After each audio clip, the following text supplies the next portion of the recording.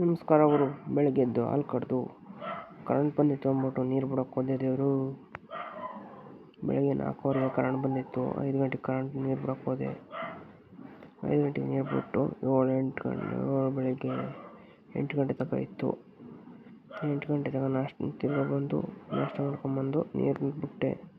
ಆಮೇಲೆ ದನ ಹಾಕೋಕ್ಕೆ ಟೈಮ್ ಆಗಿತ್ತು, ಬಿಸಿಲಾಗಿತ್ತು.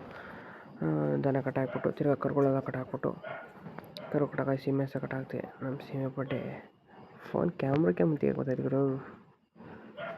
ಅದು ಡೈಲಾಗ್ ಮುಂದ್ಕೈದು ನೋಡಿ ಹೆಂಗೈತೆ ಅಂತ ಕಮೆಂಟ್ ಮಾಡಿ.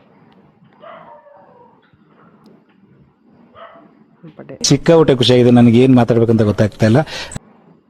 ಆಮೇಲೆ ಇವಕ್ಕೆಲ್ಲ ಮೇವು ಹಾಕ್ಕೊಂಡು ಕಳಿದವ. ತಿರ್ಗಾ ಟೈಮ್ ಆಯಿತು ಅಂದ್ಬಿಟ್ಟು ಎಲ್ಲ ನೀರು ಕುಡಿಸಿ ಮಧ್ಯಾಹ್ನ ಸಾಯಂಕಾಲ ಆಯಿತು ಅಂದ್ಬಿಟ್ಟು ನೀರು ಕುಡಿಸಿ ಎಲ್ಲ ಹಾಲು ಕರ್ಕೊಂಡು ಕರುಗಳು ಇಟ್ಕೊಂಬಂದಿಲ್ಲ. ಕರುಗಳೆಲ್ಲ ಮನೆಯಾಗ ಇಟ್ಕೊಂಬಂದು ಕಟ್ಟಾಕ್ತೆ ಗುರು. ನಾವು ಅಪ್ಪ ಹಿಡ್ಕೊಂಡು ಹೋಗ್ತಿದ್ದೆ, ನಾನು ಎಮ್ಮೆ ಕಟ್ಕೊಂಡು ಹೋಗ್ತಿದ್ದೆ. ಎಲ್ಲ ಮೇವು ಹೊಡೆದು